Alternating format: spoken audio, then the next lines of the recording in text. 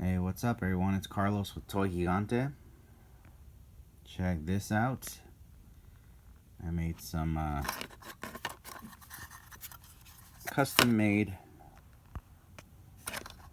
ammo boxes for the classified series Dreadnok HISS tank. Made these out of styrene. Got a little Lego piece right here. I got a magnet right here. What's funny is this styrene right here was from the original HISS tank prototype. I've been kind of taking styrene pieces from the prototype that broke a long time ago, because the styrene's still good, so why not use it on this project? Because I like the this weathered look to it. Okay, so put the little Meng bolts, M-E-N-G bolts on there. These, I use them all the time. And what I'm going to do is, carefully with the X-Acto blade, I'm going to carve out a little bit of styrene out of these, just to give it a more worn look. When I tell people about the styrene stuff, people say, do you carve it out? What do you do? Don't really carve out styrene, but in this case I am doing a little bit of carving out with the X-Acto blade, just to give it a little bit of character right here, the ammo box, just to make it look like it's been through some battles. There we go. Give it some character. That way when I paint it later, I can add a little bit of silver paint or something like that to make it look like the paint has been scratched off. I am coming down with a cold or something, so a little bit monotone this morning. I'm sorry. Okay, so just make it look a little bit of carving here and there.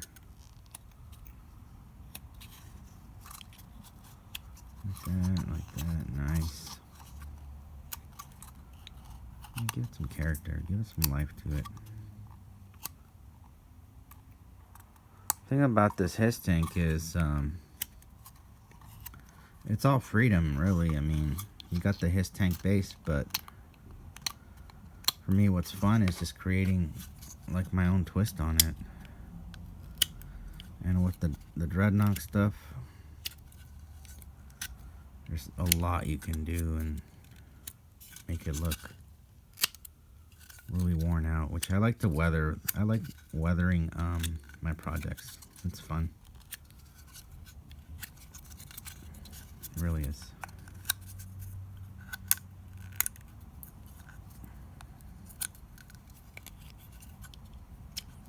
Let me see, looking good. So I made these ammo boxes relatively quickly, because with the Dreadnok stuff, the faster you go, the more rushed it looks, and that kind of gives it that kind of like Dreadnok feel to it. Like they went to the junkyard and they found a bunch of parts and they quickly put together something. I just like the that idea.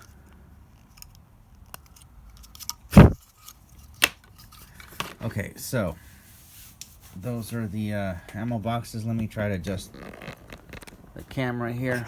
Turn this a little bit. Excuse the mess. Okay, I'm gonna do it like that. Okay, so what I'm trying to do is I have the HISS tank cannon right here. So what I'm doing with these ammo containers is one goes in the back like this with the help of magnets. I did find my magnets finally, and it's helped a lot. And I got another one right here. So you are surrounded by ammunition for the rotating. Well, they don't really rotate, they're just for looks, but for these cannons, the driver or the machine gun operator will have plenty of ammo to go around to stop the evil G.I. Joes. Oh, knocked out my flag. Oops, I'll just glue it back on. But I have a lot of painting to do real quick, so I'm gonna get to that real quick. Paint it up, see what it looks like. Alright, so I painted them, did a quick paint job,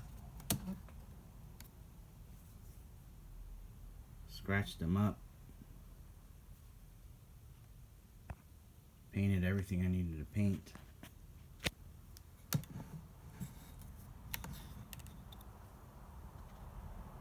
Very good.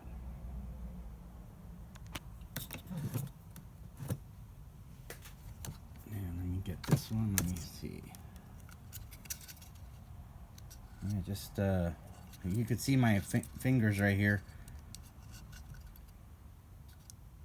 I got paint all over the place.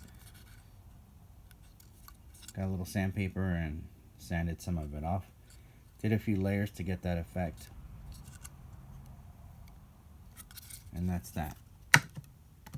Next thing I want to show you is these guys right here. I only had one. I found these on eBay, or I found one on eBay. Let me show you real quick what I had to do. Okay, so this is the original bullet belt. I found one on eBay, and I like this very much. I don't know what toy line it's from. Probably a 1/6 scale toy. But I needed more. So I made a silicone mold. You can see right here. Sandwich these pieces together. Pour my resin inside there. And I got the copies that I wanted.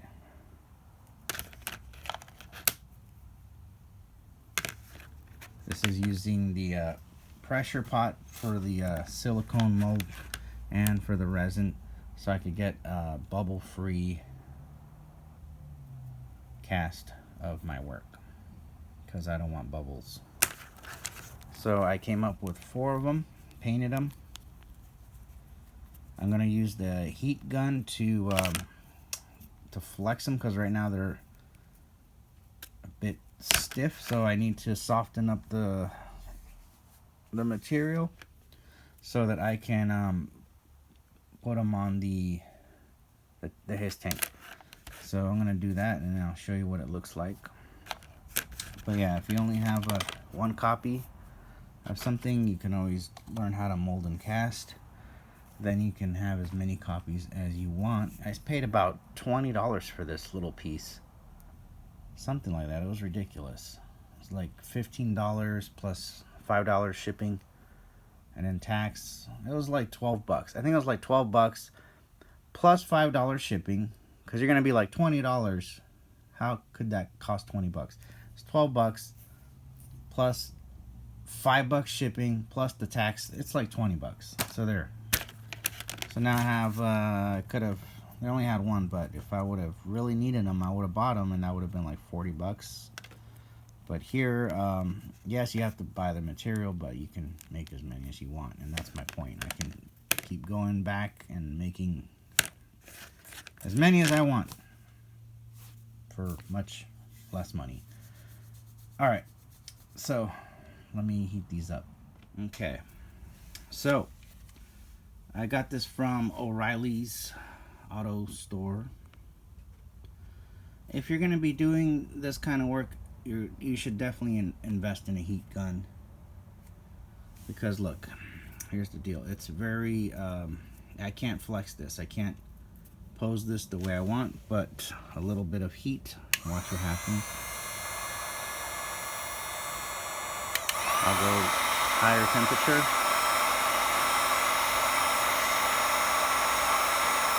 After a certain temperature, this resin becomes really flexible. And look at that.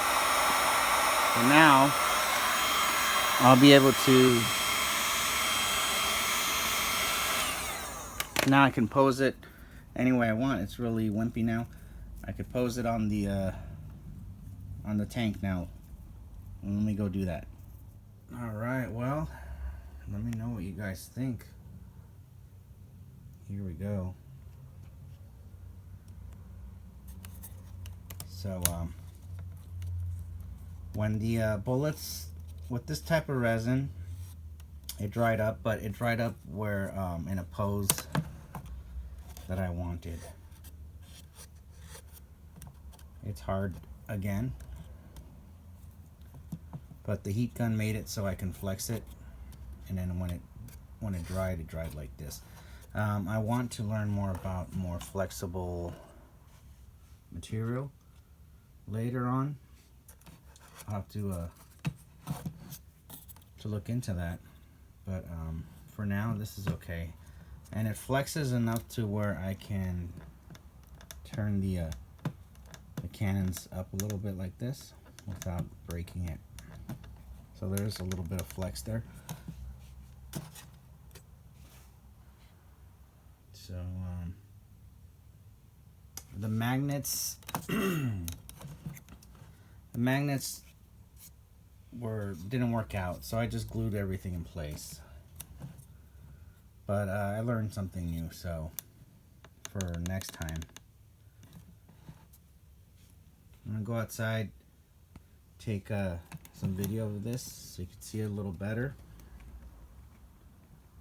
But I think it came out nice. And with the ammo belt, like I said, I only had one, and I was able to replicate, like make resin copies. And that's kind of what I wanted. I wanted this ridiculous like Gatling gun where the ammo goes through here, and then it goes through here, and then it goes through here. That way the bad guys, the Dreadnoks, or good guys if you're into them, that way they don't run out of ammunition. So there we go. Let's get this thing outside, see what it looks like. Alright, Zorana says she wants to sit in here and kick some butt. So she put on her helmet. That's a grunt helmet.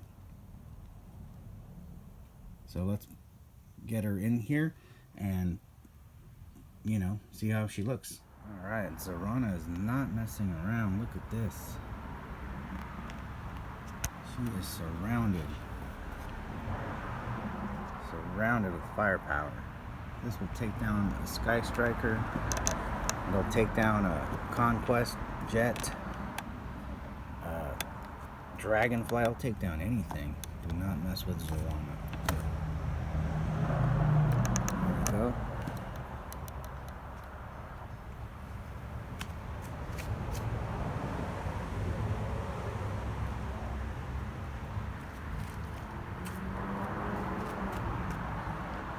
So yeah, put this back. There we go. I even got the shovels painted the other day. Or the shovel and the axe. I'm working on the casting this piece for the towing. Be doing a few more things, and then this is good to go. Sorry it's taken so long. It's been a fun experiment. That's all I gotta say about that. It's been lots of fun, and trying to finish it on my free time.